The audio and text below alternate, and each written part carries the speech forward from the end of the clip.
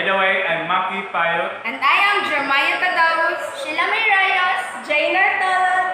Today, we are going to talk about how to compute overtime pay. Computation of overtime pay on ordinary day.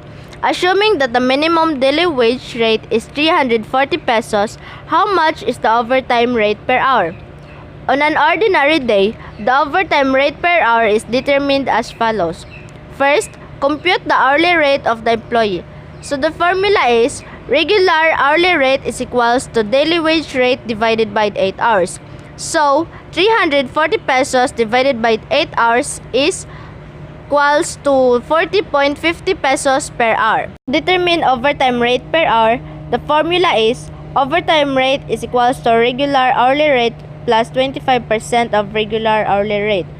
Overtime rate is equals to 42.50 pesos plus 25% of 42.50 pesos, which is the 10.625 pesos, equals 53.125 pesos. So the overtime rate per hour on an ordinary day is 53.125 pesos.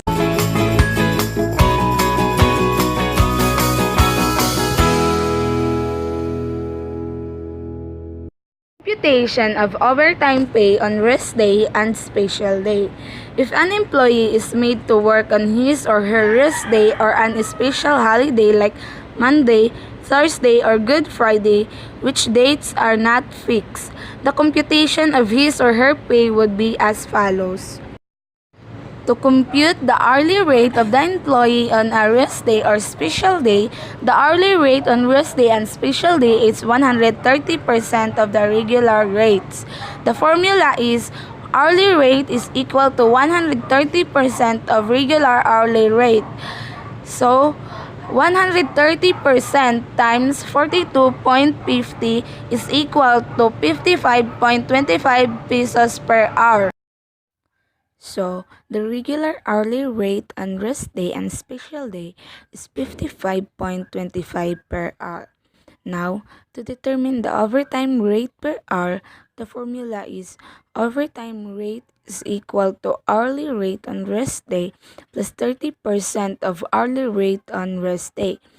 To compute, overtime rate is equal to 55.25 plus 30% of 55.25, which is 16.575, equals to 71.825.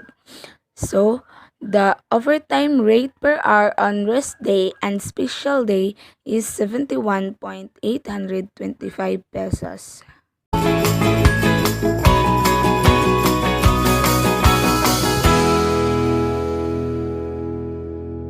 Computation of overtime pay on rest day which falls on special day.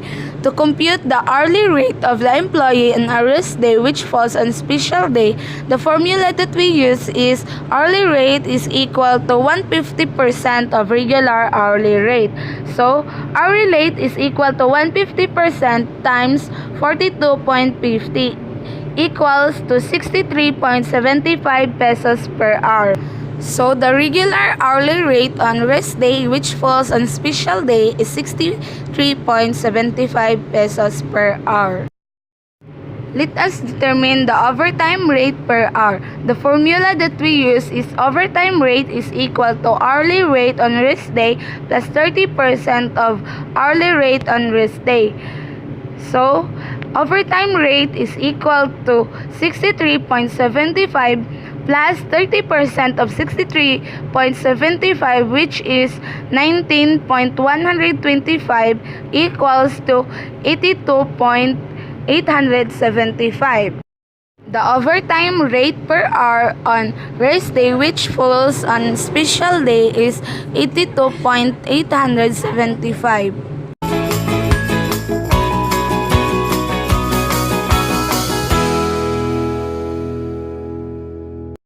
Of overtime pay on a regular holiday.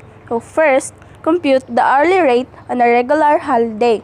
So hourly rate on a regular holiday is equals to 200% of regular hourly rate, equals 200% times 42.50 is equals to 85 pesos per hour. So, the regular hourly rate on a regular holiday is 85 pesos per hour.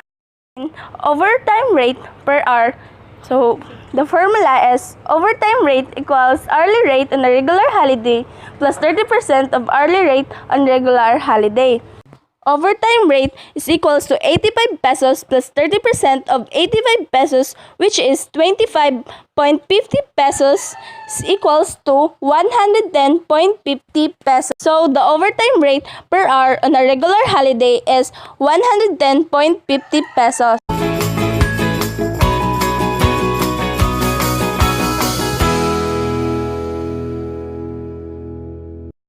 Computation of overtime pay on a rest day which falls on a regular holiday. Compute the hourly rate. Hourly rate is equal to 260% of regular hourly rate on a rest day which falls on a regular holiday is equal to 260% times 42.50 pesos is equal to 110.50 pesos. And next, to determine overtime rate per hour, overtime rate per hour is equal to hourly rate on a rest day plus 30% of hourly rate which falls on a regular holiday is equal to 110.50 pesos plus 30% of 110.50 pesos is equal to 110.50 pesos plus 33.15 pesos is equal to 143.65 pesos. Overtime rate per hour on a rest day which falls on a regular holiday is equal to 143.65 pesos.